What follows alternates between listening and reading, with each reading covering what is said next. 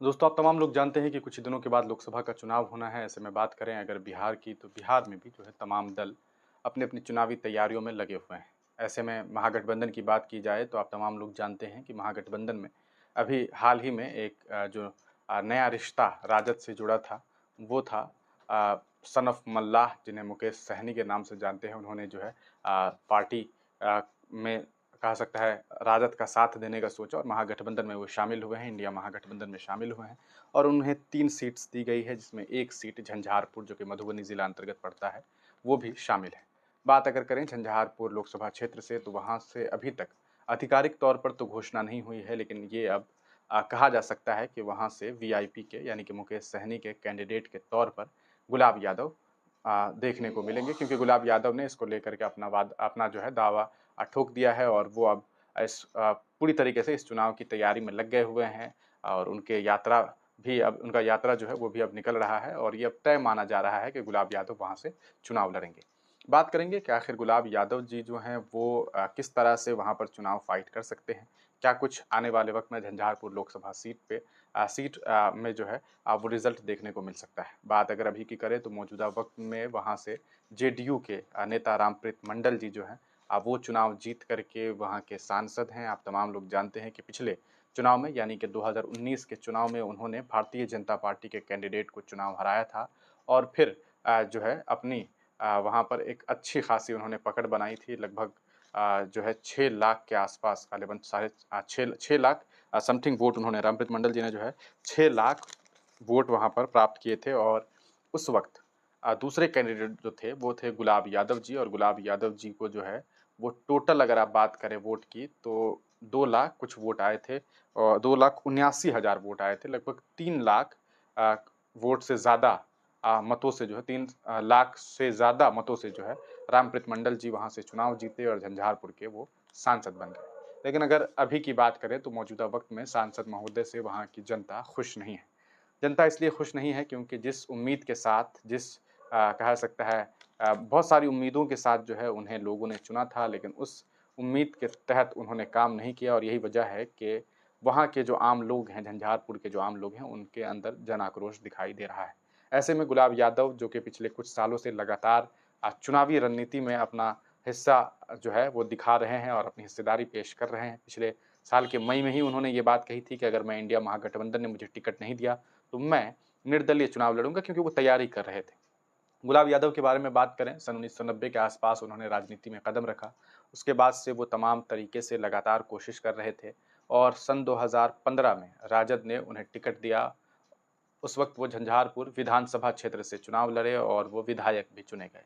इत्तेफ़ाक था, कहा जा सकता है कि उस वक़्त नीतीश मिश्रा जी थे, लेकिन उन्हें महज़ 834 मतों से इन्होंने हरा दिया और एक लक के तहत भी कहिए 834 वोट, हालाँकि एक मत से भी हार-हार होती है, लेकिन महज़ 834 वोट से जो है 834 या 804 वोट के 834 वोट से ही जो है इन्होंने चुनाव जीत लिया। गुलाब यादव को 64 हज़ार 320 वोट प्राप्त हुए थे और नीतीश मिश्रा जी को जो है वो 63,486 मत मिले और उसके बाद वो वहाँ से विधायक चुन लिए गए। 2015 के बाद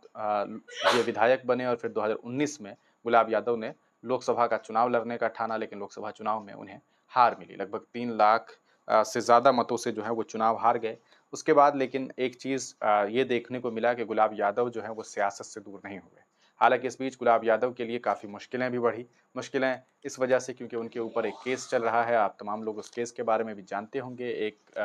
पुराना मामला है जिसको लेकर के उनकी गिरफ्तारी तक की माँग हो रही थी, लेकिन जो है हाई कोर्ट ने इनकी गिरफ्तारी पर रोक लगा दी। एक रेप का मामला है जिसमें ये खुद, साथ ही साथ एक आईएएस ऑफिसर और एक नौकर, वो तीनों ही जो हैं, इन तीनों के ऊपर आरोप था कि इन तीनों ने मिल करके एक महिला का सामूहिक बलात्कार किया था। तो इस मामले में जो है इस मामले में जो है न्यायालय में बात चल रही है और अभी इनकी गिरफ्तारी पर जो है वो रोक खुद पटना हाई कोर्ट ने लगाई हुई है और वो उनके ऊपर अभी स्टे है। अब बात करें गुलाब यादव जी के फैमिली के बारे में अगर बात करें तो इनकी पत्नी जो कि अंबिका गुलाब यादव हैं, आप तमाम लोग जानते हैं। 2022 में एमएलसी का चुनाव हुआ और एमएलसी के चुनाव में आम लोगों ने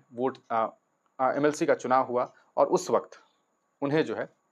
अच्छी खासी वोट मिले अच्छे खासे वोट मिले और वो चुनाव जीत गई। उस वक़्त वो चुनाव जीत गई और कहा सकता है राजद के कैंडिडेट थे वहाँ पर। खुद राजद ने अपना एक कैंडिडेट दिया था मिराज अंसारी, लेकिन मिराज अंसारी जो हैं वो चुनाव हार गए थे। उस वक़्त आम लोग वोट नहीं करते थे, यानी कि चुने हुए सदस्य जो थे वो ही वोट दिया करते थे, और लेकिन इस चुनाव में वो बुरी तरीके से हार गए, और हारने की वजह आप तमाम लोग समझ सकते हैं, क्योंकि एक तरफ निर्दलीय उम्मीदवार के तौर पर जो है वो गुलाब यादव ने अपनी पत्नी को उतार दिया। पूरा जो यादव समाज था वो 2 टुकड़े में बँट गया। एक तरफ गुलाब यादव जी को समर्थन मिल गया, और भी कुछ लोगों ने उनका समर्थन किया, अलग-अलग धर्म के, चाहे वो मुस्लिम हो या फिर हिंदू धर्म में अलग-अलग कास्ट हो, उन तमाम लोगों ने उन्हें समर्थन दिया, और इस समर्थन के की वजह से जो है ये चुनाव जीत गए। तो ये बन गई एमएलसी। उससे पहले आप तमाम लोग जानते हैं कि इनकी बेटी है बिंदु गुलाब यादव, उन्होंने सिर्फ़ 29 साल की उम्र में 29 साल की उम्र में जो है वो ज़िला परिषद अध्यक्ष, यानी कि ज़िला परिषद चेयरमैन चुनी गई। तो एक बहुत अच्छा खासा जो है राजनीतिक पकड़ इनका बना रहा, और यही वजह है कि वो लगातार ये कहते रहे कि वो आने वाले वक़्त में लोकसभा का चुनाव लड़ेंगे, और इस बीच उन्हें लोकसभा का टिकट भी दे दिया गया है। तो अगर बात करें इस चुनाव को लेकर के कि क्या उनकी जीत हो सकती है, तो सीधी-सी बात है, एक तरफ जेडीयू के जो कैंडिडेट हैं, जो खुद अभी मौजूदा वक़्त में सांसद भी हैं, उन्हें दोबारा से रामप्रीत मंडल जी को जो है वो टिकट दिया गया है, लेकिन उनका जो प्रदर्शन रहा है इन 5 सालों में वो इतना अच्छा नहीं रहा है कि लोग उन पर दोबारा जो है वो दाँव खेल सकें, लोग जो है उन्हें जिताने की कोशिश करें, क्योंकि कई जगहों से ऐसी खबरें सामने आई है कि उनके खिलाफ विरोध प्रदर्शन भी हो रहे हैं। ऐसे में गुलाब यादव इसका फ़ायदा उठा सकते हैं। गुलाब यादव के बारे में बात करें तो चूँकि उनकी बिटिया जो है वो ज़िला परिषद अध्यक्ष है, तो उनका एक अच्छा खासा पकड़ जो है उनका भी है। साथ ही साथ उनकी पत्नी एमएलसी है, तो उन तमाम लोगों की अपनी पकड़ है। इनका खुद का अपना एक पकड़ है, और तमाम धर्म जाति के लोगों में भी इनकी अपनी एक वोट बैंकिंग है, और इसके तहत ये अच्छा खासा फ़ाइट दे सकते हैं, और मुमकिन है कि आने वाले वक़्त के चुनाव में, चूँकि आज से जो है नामांकन करने का सिलसिला भी शुरू हो गया है, कुछ दिनों में ही ये गुलाब यादव भी नामांकन करेंगे ही, क्योंकि अभी तक फाइनल अनाउंसमेंट जो है उनको लेकर के पार्टी की तरफ से कोई लेटर जारी नहीं किया गया, वो कि जल्द हो जाएगा, लेकिन आप समझ सकते हैं कि ऑफ़िशियल यही होने वाले हैं। तो ये है इनका बैकग्राउंड। इन्होंने जो है राजनीति के तौर पर एक बार ये विधायक बने, उसके बाद इनकी पत्नी जो है मौजूदा वक़्त में एमएलसी है, इनकी बेटी जो है बिंदु गुलाब यादव, जो कि महज़ 29 साल की, बहुत कम उम्र की, सबसे कम उम्र की कहा सकता है। एक युवा ज़िला परिषद अध्यक्ष है, काफ़ी चर्चे में रहती है, शुरुआती वक़्त से ही वो मेहनत कर रही है, और देखा जाता है कि वो लोगों से मिलने में जो है उनका ये जो सिलसिला है, लोगों के पास जाना, लोगों से मिलना, शादियों में, छोटे-छोटे कार्यक्रम में उनका जाना, ये उनके एक वोट बैंक को भी दर्शाने की कोशिश करता है कि कहीं न कहीं समाज के लोगों के बीच वो जाती रही हैं, तो इससे उनके पिताश्री को भी फ़ायदा हो सकता है, और रामप्रीत मंडल जी को एक ज़बरदस्त तरीके से जो है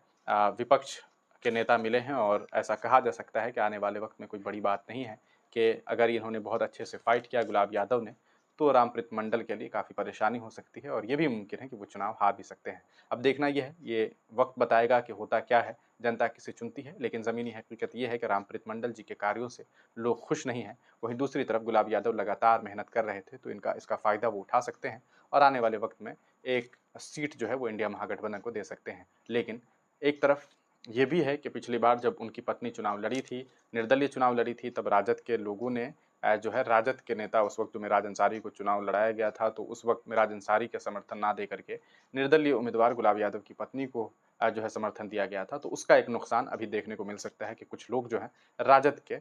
इनके खिलाफ होंगे, और